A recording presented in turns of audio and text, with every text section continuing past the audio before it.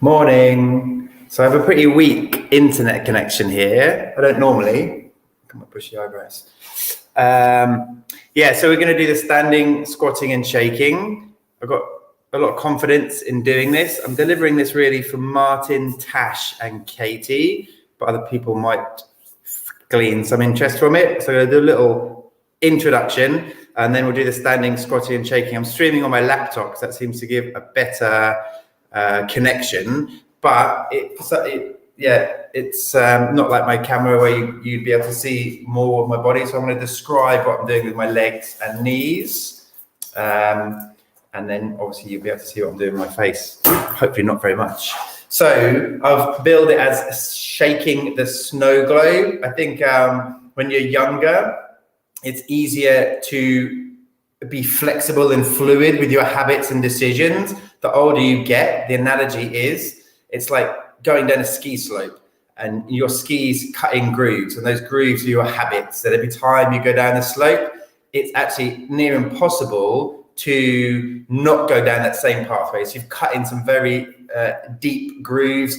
Generally, the older you get, the more addicted you are to the habit. So you just keep repeating the same habit, and you're not even necessarily doing it consciously, but your skis just go down those same grooves.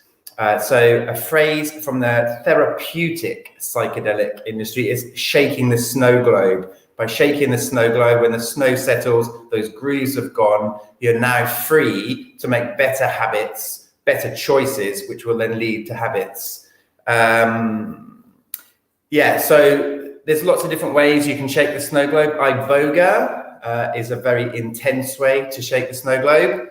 High psychedelics, and obviously I say this in a therapeutic situation, high psychedelics therapeutic dose with the support and the reflection afterwards. The reflection is almost as, if not more important than the actual experience. You get to give it meaning and it starts to make sense. So therapeutic assisted psychedelic therapy. Extreme cold exposure will shake the snow globe, and extended fasting. So all those things are pretty extreme. It makes the standing, squatting and shaking seem like the easy entry level points. So they're all, the standing, the squatting, the shaking are all bona fide spiritual practices in their own right. There's a prolific ashram in Indonesia where people are encouraged, persuaded, coerced into shaking for 9 solid hours a day. That's 3 blocks of 3 hours. People are then encouraged, persuaded, cajoled into not sleeping. I think it's for more than 6 hours. You recommended to get the 6 hours, but you're not allowed to sleep for more. The first shake is obviously incredibly early in the evening. You have a break for lunch, shaking again, break for dinner, shaking again, do a restorative process, practice, go to bed, and then get up early and start the whole process again. It is mind-blowing. I left there after a fortnight, not remembering who I thought that I was, and was able to just be more really me. Standing, there's ashram in China where people are encouraged to stand depending on their development of their actual internal connection and what's the word of saying it? Depending on their level of experience, are expected to also stand stock still for 9 hours. And from this Yichuan facility, some of the best martial artists have come. So standing, shaking, bona fide practices. Squatting, do I need to let you know how important squatting is? What is Tai Chi if it's not just a series of much more intricate, fancy squats? Squatting is incredible. So putting all 3 together keeps the mind really engaged on the body, in the body, so you're very present. The actual practice increases blood circulation quite dramatically. Will increase fire for digestion, which is why I promote it as a gut health practice. But really, it's shaking the snow globe where it really comes into its own. And I recommend doing the standing, the squatting and shaking while you're preparing your meal, while you're washing up, because the stronger your thighs, the more adept at this practice you become, the easier it is to do, the easier it is then to break habits. And what you do is you implement this practice before your addictive pattern begins. So for me, I'm doing it at the minute with social media, and I'm really struggling. I'm getting really strong thighs, but I'm getting such an urge to go on social media and check the likes.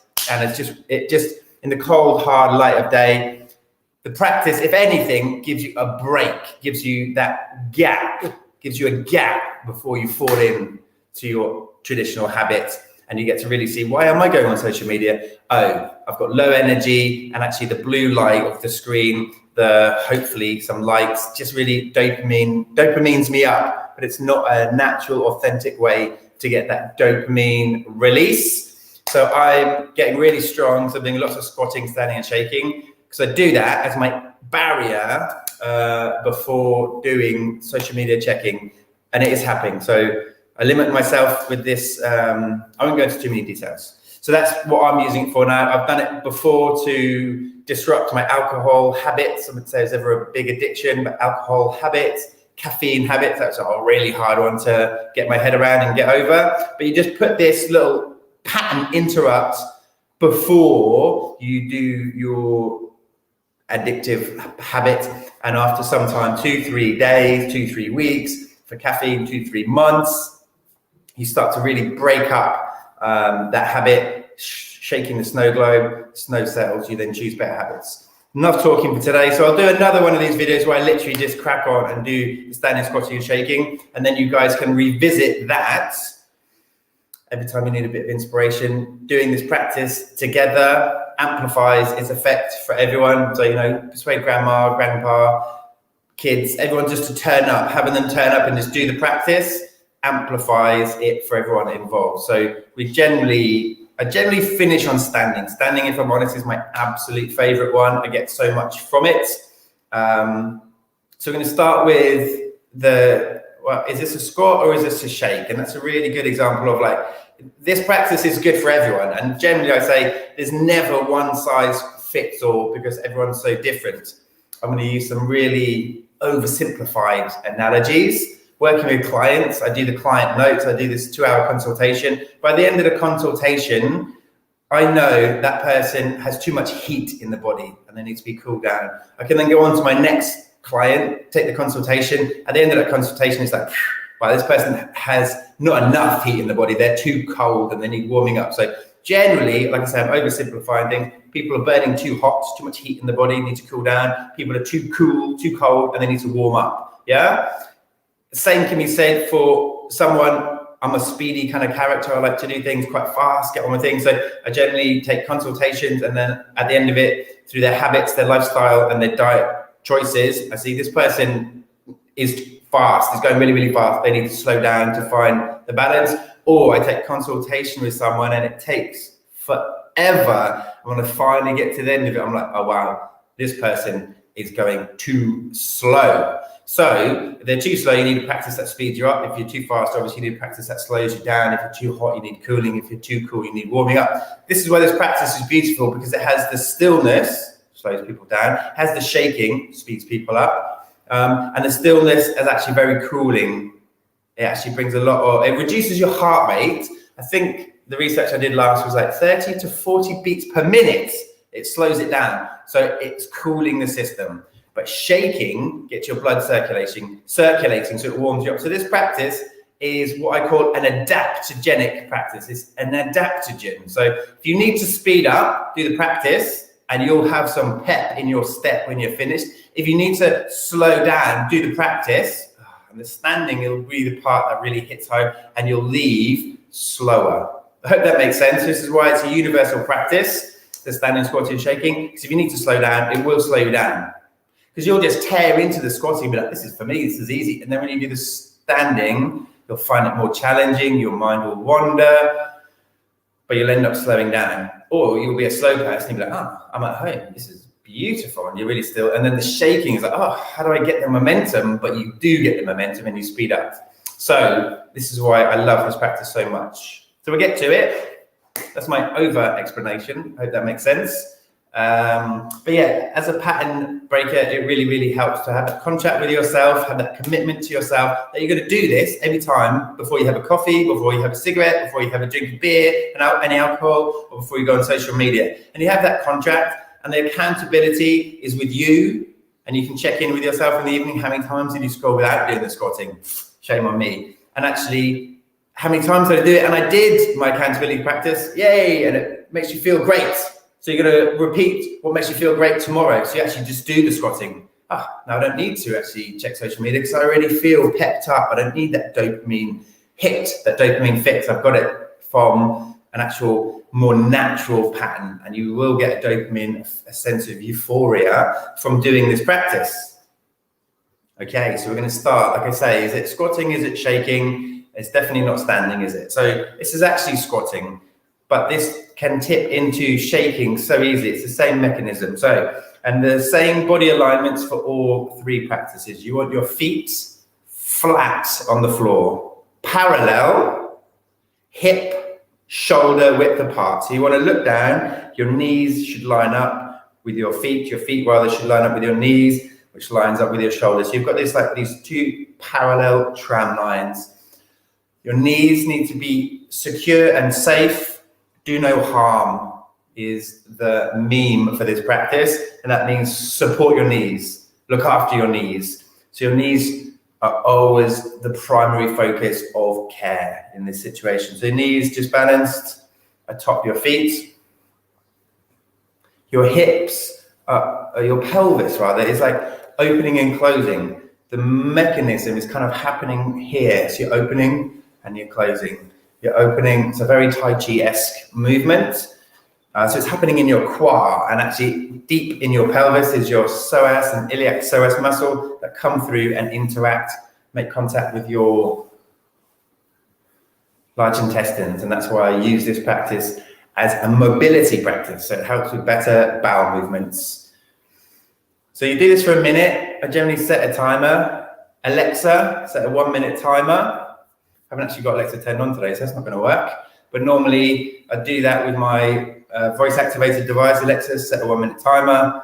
And then after 1 minute, I say, Alexa, restart the timer. There's another minute and it chimes. You say, Alexa, start another 1 minute timer. And then that way, you know you're on point. Quite often you'll be like, oh, this must have been a minute. And if you look at the clock and it's been like 30 seconds. And that will be in one of the practices that you find more challenging. It's really important you don't undercut yourself and do shorter practices. It's about the commitment to the practice, and that will really help build your character. And then it makes it easier for you to sidestep social media in this case, or the beer, alcohol, cigarettes, cake in other people's cases. So kind of feel like I haven't got a timer, but I feel like that's been a minute. Just like the hypocrisy, set a timer, whatever you do. Oh no, I didn't do a timer today. But this is just a practice. I've definitely done a minute of squatting, and then you do the shaking. And this can be as vigorous as possible, as you like rather, and as seasonal as you like. So in the winter, it's generally slower. In the summer, it's definitely got more reach. So just keep your hands down by your side, both the standing and the shaking. You can have your hands in the air. The ashram in Bali, I participated for 2 weeks doing the shaking, and they encourage, persuade, very kindly insist raising your hands. It creates different dynamic in the body. It's more vigorous and harder to do. So to start with, I'm just teaching all three practices with your hands in a natural, relaxed position. And just chest open, arms just down by your side. And same with the squatting. You want to feel like you're just pushing with your feet. You want all these practices, even the standing, to be enabled by the connection to the ground. So when you're standing, obviously you're not pushing. To some extent you are, but you're internally pushing. And for the squatting and shaking, you're physically, externally push. You've got this push. So you're driving it from your feet. And that allows the rest of your body to rebalance, relax, and find a balance point over your feet. So this is kind of an introduction to this practice, I guess today. I'm going to do it again, but with less talking and in a meditative way, so people can switch on and use the guidance of me doing it, but not because this is going to be so disruptive for people actually trying to do the practice. So I guess today is really just an introduction to these practices. So I've got one last thing to say, and then I'll be quiet. A brilliant thing I heard about finding the alignment for the standing, squatting, and shaking, as if you've seen those people that balance those pebbles on the beach, really intricate, different sizes, different small, different, oblong, like a little pebble on its end, and they do all these. It's like you want to start with, you can have like three, like a snowman. You got your legs, your waist, and your head, and you just balance those three balls of snow on top of each other, and you find that alignment in your body. The more you do it, you then break it down. So actually, my shins are one ball, my thighs are another ball, my pelvis is a ball, my torso is another ball, and my head. And so eventually you break down the size of the components smaller and smaller. So it requires more and more detailed balancing. And you use that, you have that thought in your head, in your mind, and you're just like stacking your body on top of each other in the most efficient way, as if you're balancing a big rock on top of a little rock. It's going to need to be some precision balancing techniques going on. So you start with big snowman-esque balls, 3 balls, balance yourself, feel good. Then you break it down into smaller components, and you keep breaking it down to smaller and smaller components until you get much more internalized and inside your body, where you're finding this sweet balance point. Okay, and then we come to standing. So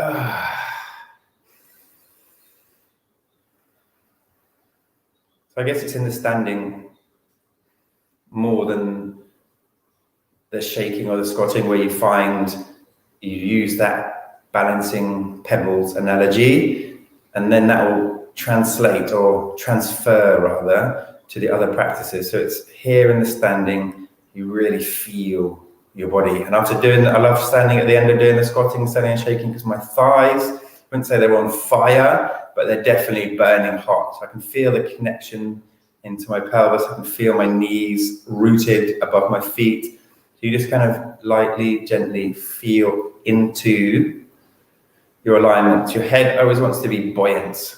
In Tai Chi, it's a golden thread from the top here upwards. So you're suspended from the crown of your head. So it's not a muscular effort or forcing your head up. So your head is like a balloon floating upwards, and then you just relax everything off it.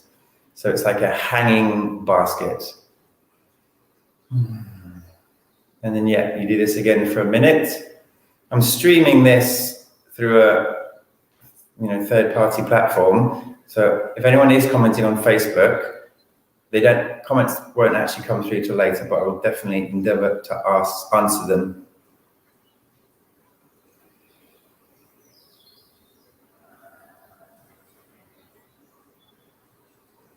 No going through going through your to-do list, a checklist. No planning the route to pick your kids up. No planning dinner. Just be with the sensations. Just be with the feeling, be with certain sensations that arise in your body.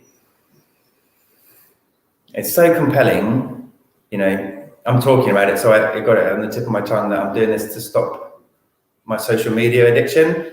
But if I do this as all in, heart and head in the body, at the end of 3 minutes, I'm like, I feel so content and slightly euphoric, like hot, like this standing and squatting gets me really hot. I need to take my jumper off. I can't even really remember, it was, a minute ago, I wanted to check my social media. I put this blockade in, and now I don't. And it's like, you move on with your day. And you do that for long enough, you start to shape the snow globe, and you start to reduce your habitual tendency to grab the phone, check it before you've even gone, oh fuck, I was trying not to do social media today. It's so easy for a part of you, part of your body, part of your being, part of your brain that benefits from the blue light, that benefits from the scrolling and the dopamine, to persuade the more conscious part of you that doesn't want to check social media, but gets overwhelmed and bamboozled by that dopamine-loving part of your brain that just wants to check it. He goes, whatever justification is, just do it. You like it. We'll do the detox tomorrow. You've been really great with X, Y, and Z, you deserve it. And by the time you have that part of your brain go, no, just grab the phone, you're on it, for the more conscious part of you goes, but I was going to do a social media detox today, wasn't I? But by then it's too late and you're scrolling. And when you've got the blue light fix and you've got the dopamine hit, oh, someone likes this, and oh, someone commented here, you're you've gone down the rabbit hole. So the barrier to entry, as soon as you get that social media thing, as soon as you get that craving for caffeine, alcohol, sugar, ta-da, come and do your practice. And then ask yourself, do I need it?